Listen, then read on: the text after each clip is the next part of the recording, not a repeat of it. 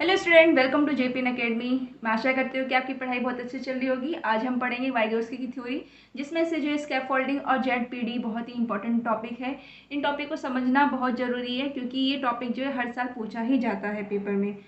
2020 में भी स्कैफोल्डिंग पे भी क्वेश्चन आया था और जेडपीडी पे भी क्वेश्चन आया था। तो इन दोनों का डिफरेंस क्या होता है और इन दोनों का क्या यूजेस है, क्या कॉग्निटिव डेवलपमेंट में इनका वाइगोस्की ने क्या थ्योरी दी है, क्या यूजेस बताया है, आज हम इन सब के बारे में, इन दोनों के बारे में पढ़ेंगे डिटेल में।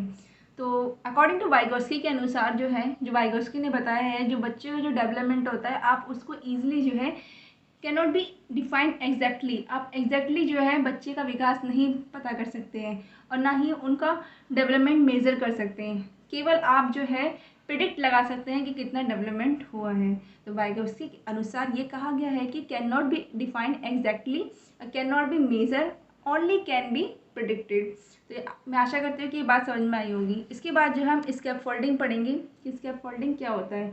जैसे कि बच्चे को कुछ प्रॉब्लम आ रही है या कुछ काम कर रहा है, वो क्वेश्चन लगा रहा है, उसको कुछ हेल्प की ज़रूरत है, नीड है उसको। अगर वो नीड उसको मिल जाए तो वो क्वेश्चन ईजिली सॉल्व कर सकता है या उस लेवल तक पहुंच सकता है। तो उस सपोर्ट को, उस टेम्प्रेरी हेल्प को जो दिया जाता है एक मोर नॉलेजेबल पर्सन के द्वारा या टीचर्स के द्वारा, उसको हम कहते हैं स्कैफोल्डिंग। जैसे कि एग्जांपल जो है मैं आपको बताती हूँ। जैसे आप बच्चा जो है एग्ज़ाम दे रहा है या उसे कुछ क्वेश्चन समझ में नहीं आ रहा है, उससे थोड़ी हिंट की ज़रूरत है और उस क्वेश्चन को वो कर सकता है। अब आपने उसकी पोटेंशियल को जानते हो तो आपने क्या किया है कि उस क्वेश्चन को समझाया और कुछ क्लू के अकॉर्डिंग जो है वो बच्चा उस क्वेश्चन को ईजिली सॉल्व कर सकता है। तो उस हेल्प को हम कहते हैं स्कैफोल्डिंग। जैसे कि यहाँ पे लिखा हुआ है, a hint is given by the teacher to student to understand the question. एक हिंट जो है टीचर के द्वारा दिया जाता है बच्चे को, जिससे वो क्वेश्चन को समझ सके। Giving clue to childrens and offering support as and when needed is an example of scaffolding.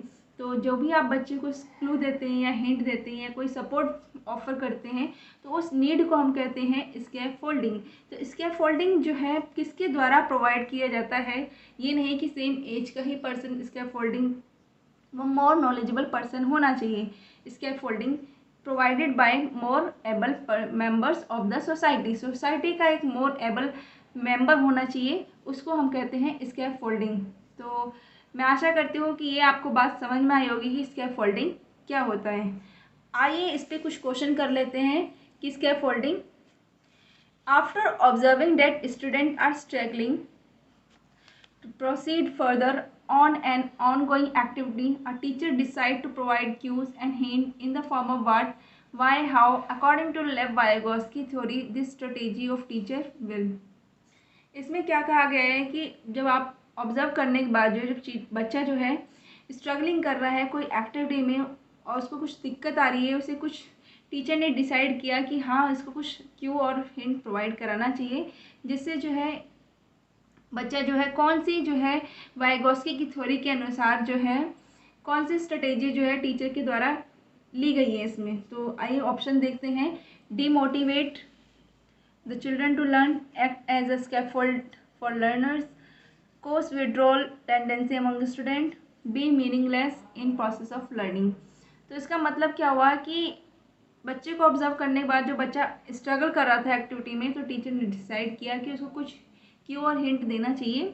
तो लेव वाइगोस्की की थ्योरी के द्वारा जो है कौन सा स्ट्रेटेजी जो इसमें निभाई गई है वो है act as a scaffold learning. मतलब कि अभी मैंने आपको बताया था कि स्कैफोल्ड का यूज़ किया जाता है हिंट देने के लिए। डिमोटिवेट तो आप करेंगे नहीं बच्चे को उसको लर्न करने के लिए, या उनको एक ऐसी टेंडेंसी से निकाला जाएगा, विड्रॉल किया जाएगा, कोज विड्रॉल टेंडेंसी, ये भी नहीं। और meaningless in process of learning, ये भी नेगेटिव वर्ड है, ये भी नेगेटिव सेंटेंस है। फर्स्ट वाला भी, सी वाला भी नेगेटिव है।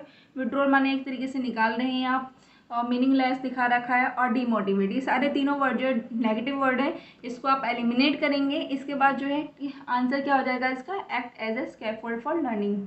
तो आपने इजीली जो है इस क्वेश्चन का आंसर समझ लिया है। और स्कैफोल्डिंग क्या होता है एक बार फिर से बता देती हूँ। स्कैफोल्डिंग क्या होता है, एक टेम्परेरी हेल्प होती है, एक सपोर्ट होता है, एक असिस्टेंट होता है जो कि एक मोर नॉलेजेबल पर्सन के द्वारा बच्चे को दिया जाता है। तो ये बात आपको समझ में आई होगी, मैं आशा करती हूँ। स्कैफोल्डिंग क्या होता है, और जेड-पीडी क्या होता है, इन दोनों का डिफरेंस पहले तो आप समझ लीजिए कि जेड-पीडी क्या होता है। स्कैफोल्डिंग तो मैंने आपको भी बताया ही है।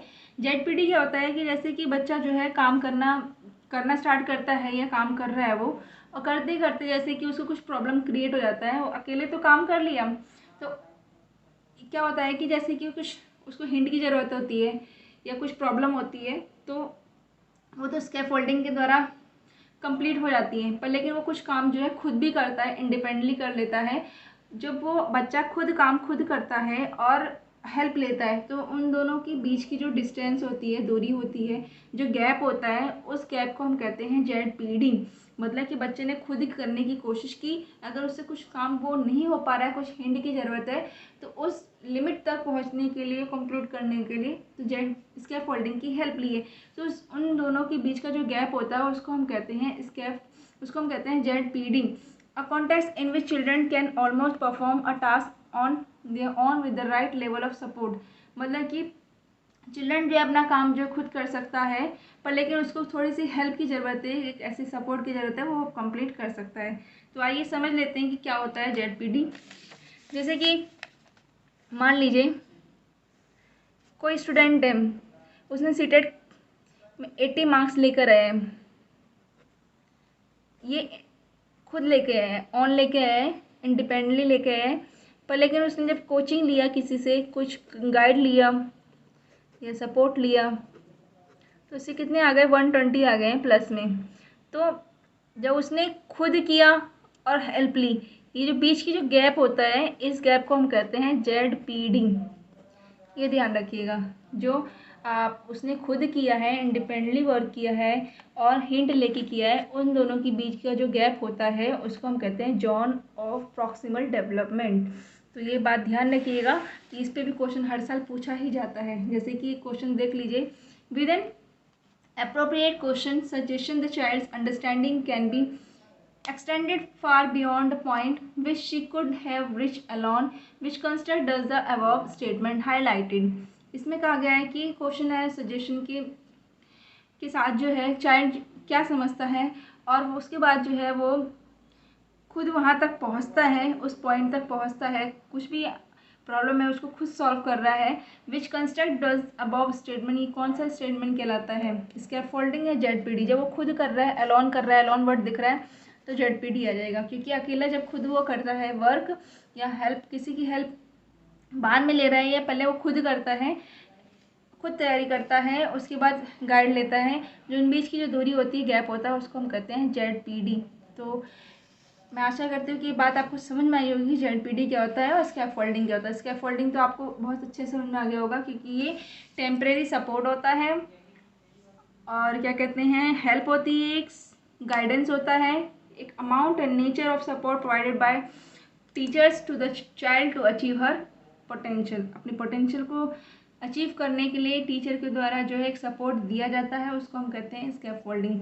जो सपोर्ट दिया जाता है वो टेम्परेरी सपोर्ट होता है, परमानेंट नहीं होता है कि आपने परमानेंट किसी की हेल्प कर दी। वो तो एक तरीके से गलत हो जाएगा, क्योंकि बच्चों को सीखने का मौका नहीं मिला। बच्चों को आप हिंट दे सकते हैं, क्लू दे सकते हैं, जिससे बच्चा उस लेवल तक पहुँच सके, वो अपने पोटेंशियल को जान सके। तो स्कैफोल्डिंग का यूज़ किया जाता है। तो वाइगोत्स्की की थ्योरी के द्वारा जो है कॉग्निटिव डेवलपमेंट में स्कैफोल्डिंग और जेड-पीडी को दिया गया है। इस पे जो हर साल क्वेश्चन पूछे जाते हैं। तो इन टॉपिक को आप स्किप मत करिएगा, पूरा देखिएगा जो वीडियो में कराया जा रहा है। ये टॉपिक जो है बहुत ही इंपॉर्टेंट है, स्कैफोल्डिंग जेड-पीडी। आइए समझ लेते हैं जेड-पीडी क्या होता है। तो गैप बिटवीन, ये मैंने अभी आपको बताया है कि चिल्ड्रन कैन जो है खुद कर सकते हैं अपना काम और कुछ हेल्प के द्वारा भी कर सकते हैं। तो उन दोनों का बीच का जो गैप होता है उसको हम कहते हैं जेड-पीडी। कुछ फुल फॉर्म होती है जो भी पूछ लिया जाता है हर साल की। MKO क्या होता है, मोर नॉलेजेबल अदर होता है। जेड-पीडी क्या होता है, जोन ऑफ प्रॉक्सिमल डेवलपमेंट होता है। और स्कैफोल्डिंग पे 2020 में भी क्वेश्चन पूछा ही गया था, जो कि मैं अभी दिखा देती हूँ। ये वाला क्वेश्चन जो है 2020 में पूछा गया था, जो कि बहुत ही ईजी है। अगर आप उस क्वेश्चन को नहीं समझ पा रहे हैं तो आप कुछ ये 3 पॉइंट देखिए।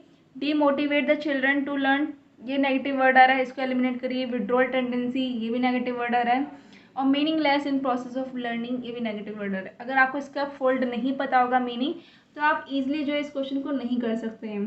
अगर स्कैप फोल्डिंग पता होगा कि स्कैप फोल्डिंग क्या होता है, जेडपीडी क्या होता है, इन दोनों के बीच में क्या डिफरेंस होता है, तो आप इजीली जो है ये क्वेश्चन कर सकते हैं। ये हर साल क्वेश्चन पूछा ही जाता है। तो इन टॉपिक को आप स्किप मत करिएगा, क्योंकि आपके पेपर के पॉइंट ऑफ व्यू से बहुत ही इंपॉर्टेंट है। तो आप अच्छे से तैयारी करिए और इस टॉपिक को ज़रूर करिए, और अच्छे नंबर आप इस टॉपिक से स्कोर कर सकते हैं। तो मैं उन टॉपिक को अब कराने वाली हूँ जो टॉपिक आपके लिए जो है पेपर के पॉइंट ऑफ व्यू से बहुत ही इंपॉर्टेंट है। तो इस चैनल के साथ जुड़े रहिए, वीडियो को जरूर देखिए, like and share and subscribe my channel. Thank you.